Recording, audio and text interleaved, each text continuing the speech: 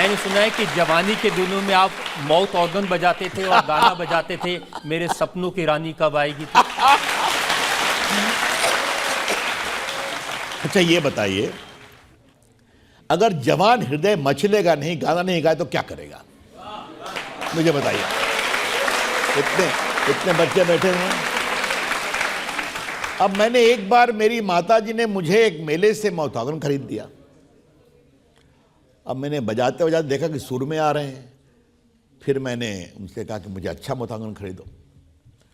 तो उस समय आराधना पिक्चर आई थी, और आराधना में मेरे सपनों की रानी आएगी, तो वो सुजीत कुमार जो राजेश खन्ना के को ड्राइवर थे, वो माउथ ऑर्गन बजा रहे थे। तो ये गाना मैंने वहीं से बजाना शुरू किया, तो अच्छा लगा, अच्छा बजा लेता था। तो सपनों की रानी मिली या नहीं? वैसे आपने सही कहा, मेरे सपनों की रानी डॉक्टर माया शंकर मेरे साथ पढ़ती थी, इतिहास में, पॉलिटिकल साइंस में था, लेकिन उनसे शादी करने का फैसला मैंने एमए करने के बाद किया। वो पटना यूनिवर्सिटी में योग प्रोफेसर थी, वो स्पीक के अध्यक्ष है, तो मिल गई तो मिल गई। जी, बिहार की राजनीति के इतने बड़े लीडर हैं आप, और बिहार में क्या हुआ? आपने कहा था कि नीतीश कुमार के लिए हमारे दरवाजे बंद हैं, लेकिन दरवाजा बंद किया, चिटकनी लगाना भूल गए, आ गए नीतीश जी। देखिए, आपको ये सवाल पूछने का पूरा अधिकार है। आपने सही कहा, उन्होंने कहा था अब मैं कभी नहीं जाऊंगा। उन्होंने कहा था मर जाना कबूल है, इनके साथ नहीं जाऊंगा। बिल्कुल। नीतीश जी पर्सनली ऑनेस्ट है, let's be very clear, personally honest है वो। लालू जी के यहाँ 5-5 गेट खुले हुए थे, समझ गए आप? एक गेट, बेटी का गेट, बड़े बेटे का गेट, पत्नी का गेट, छोटे बेटे का गेट, वो कुछ कर नहीं पा रहे थे। और जो उनकी तबीयत खराब हुई, जो अंदर से टूटे हुए थे, तो कहा हम लोग का भी था कि ये आप चल नहीं सकते। तो हमने कहा पहले नहीं मालूम था क्या? कहा उन्होंने कहा था, लेकिन अब बताइए, चारा घोटाले में लालू जी 4-4 केस में जेल चले गए, फिर भी जमीन दो नौकरी लो, यही तो है रेलवे का स्कैम। और उन्होंने अपने जात के लोगों को भी नौकरी दिया जमीन लेने के बाद। ये क्या है? ये जो लूट की हवस है, ये कब तक चलेगी? लेकिन देखिए, आपने नीतीश जी के बारे में क्या कहा था, आपको याद दिलाता हूं। आपने कहा, मैं सब जानता हूं, आप जितना बोल रहे हैं उससे अधिक बोला था मैंने। आपने तो मीडिया से कहा कि ये क्या हो गया नीतीश बाबू को, बिहार इनसे संभलता नहीं, ये दिल्ली संभालना चाहते हैं और ये सपने देख रहे हैं प्रधानमंत्री बनने की। देखिए, ऐसा है, जो चीज़ रिकॉर्ड पर है वो सच्चाई है। जब हमारे विरोध में थे तो हमने कहा था, लेकिन हमें ये बताइए कि वो छोड़े क्यों?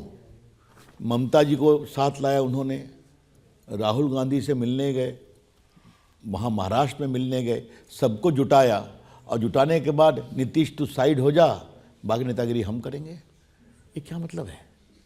तो उनको लगा कि एक तरफ, देखिए, उनको लगा सो लगा, लेकिन प्रशांत किशोर ने सही बात कही। उन्होंने कहा कि मोदी जी को लगा कि अगर ये इंडिया गठबंधन तोड़ना है तो नीतीश कुमार को पहले पलटा दो।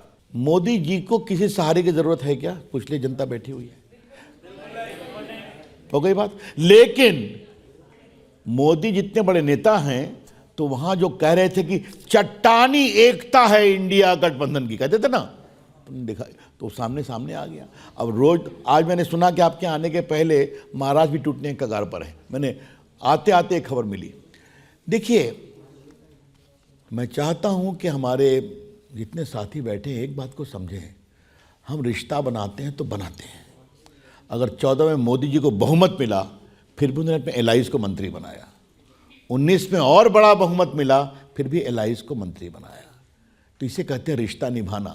यहाँ रिश्ता कब बनता है, कब बिगड़ता है, कब टूटता है, कुछ पता ही नहीं चलता है।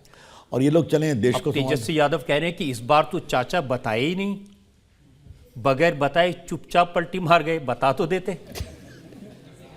अब देखिए, तेजस्वी यादव छोटे हैं, तो मैं थोड़ा अपना स्तर मेंटेन करता हूँ।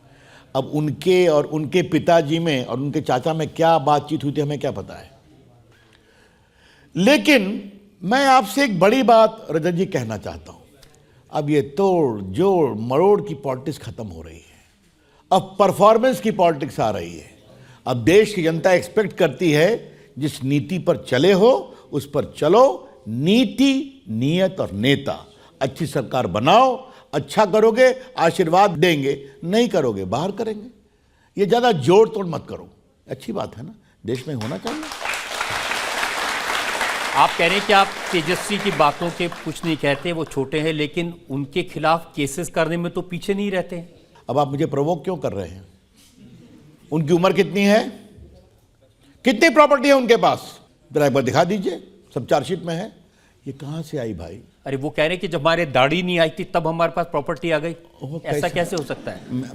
मैं भी देश का एक छोटा मोटा वकील हूं मेरे साथियों। इतनी प्रॉपर्टी क्या हम तो सोच भी नहीं सकते। ये कहां से आ गई भाई?